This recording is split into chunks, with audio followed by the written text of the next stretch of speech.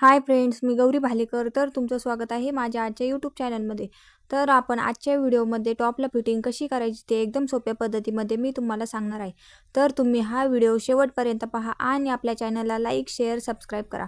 तर अशा पद्धतीने हा डबल एक्सेलचा टॉप आहे. तर आपल्याला ह्याला एल साईजमध्ये फिटिंग करायची आहे. तर ती फिटिंग कशी करायची हे मी तुम्हाला सांगणार आहे. तर अशा पद्धतीने हा डबल एक्सेलचा टॉप आहे. तर आपल्याला एल साईजमध्ये फिटिंग करायची आहे. तर अशा पद्धतीने मी टॉप हा व्यवस्थित असा उलटा करून घेतला आहे.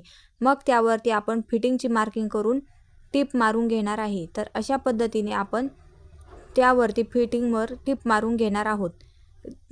तर आपण टॉपला फिटिंग केल्यावर बाहेरच्या बाजूने घड्या पडतात, तर त्या घड्या पडू नये म्हणून पण आपण काय करायचे हे पण मी तुम्हाला या व्हिडिओमध्ये सांगणार आहे. तर तुम्ही हा व्हिडिओ शेवटपर्यंत पहा. तर अशा पद्धतीने हा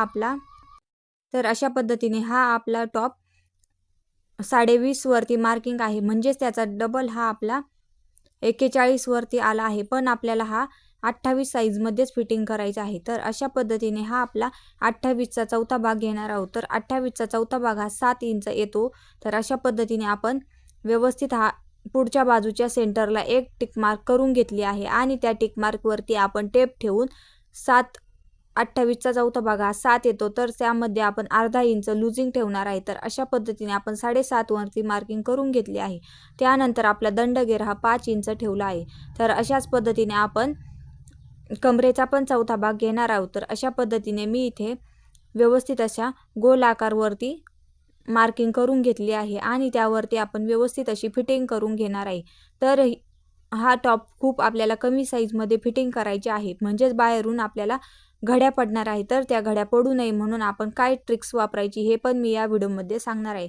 तसेच दुसऱ्या बाजूने पण मी व्यवस्थित अशी दंडघेर हा 5 इंच आणि छातीची बाजू ही 7.5 वरती मार्किंग करून घेतली आहे आणि तिथे पण मी व्यवस्थित असा पेनाने मार्किंग करून घेणार आहे. अशा पद्धतीने मार्किंग केली की आपल्याला फिटिंग करायला एकदम सोपं पडतं.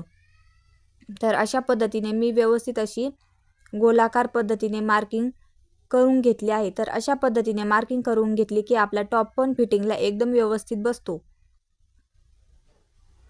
तर अशा पद्धतीने मी त्यावरती मार्किंग करून घेतली आहे. तर आपण त्यावरती लगेच फिटिंग करून घेणार आहोत. तर अशा पद्धतीने मी दंडघेरापासून व्यवस्थित अशी फिटिंग करून घेणार आहे.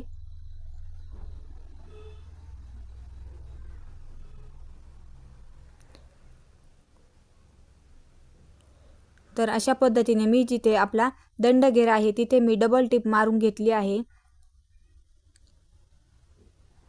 तर अशा पद्धतीने आपण त्या मार्किंगवरच व्यवस्थित अशी हळूहळू टिप मारून घेणार आहे.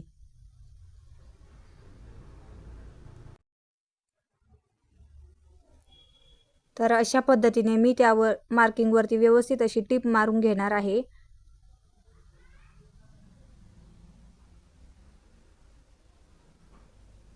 तर त्यानंतर आपण लगेच दुसऱ्या बाजूने पण व्यवस्थित अशी फिटिंग करून घेणार आहोत. तर ही फिटिंग करण्याची एकदम सोपी पद्धत आहे. तर आपण टॉप हा घरच्या घरीच व्यवस्थित अशी फिटिंग करू शकतो.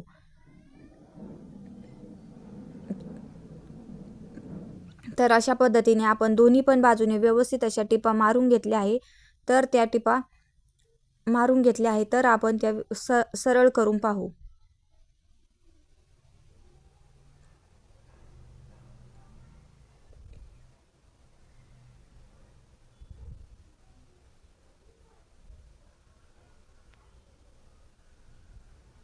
तर अशा पद्धतीने आपण हा टॉप सरळ करून ठेवला आहे.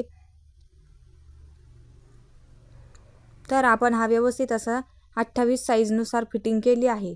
पण याच्या कडाच्या बाजूने हे अशा घड्या पडलेल्या आहेत. तर त्या घड्या पडू नये म्हणून आपण काय ट्रिक्स वापरायची. तर अशा पद्धतीने मी टॉप हा परत उलटा करून घेतला आहे आणि त्यावरती आपण फिटिंग केलेली आहे ती व्यवस्थित अशी सरळ करून घेतली आहे आणि आपण हे असे तिरके कट मारून घेणार आहे.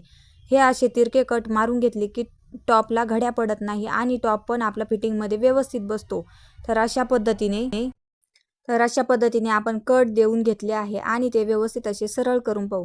तर अशा पद्धतीने कट देऊन घेतले की आपली फिटिंगची बाजू ही फिटिंगचा टॉप हा फिटिंगच्या बाजूने एकदम सरळ येत असतो.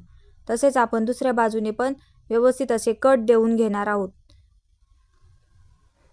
तर हे टॉप आपल्याला खूप कमी साईजमध्ये फिटिंग करायचा होता, त्यामुळे याला मार्जिन खूप जास्त राहिलेला आहे. तर अशा पद्धतीने आपण कट देऊन घेतले की आपला हा टॉप एकदम व्यवस्थित फिनिशिंगमध्ये बसतो. तर ही टॉप फिटिंगची आयडिया तुम्हाला कशी वाटली नक्की सांगा आणि आपल्या चॅनलला लाईक, शेअर, सबस्क्राईब करा.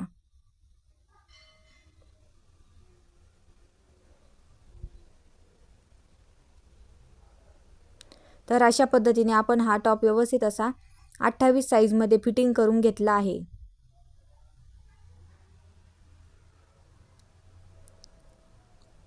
तर ही टॉप फिटिंग करण्याची एकदम सोपी पद्धत आहे.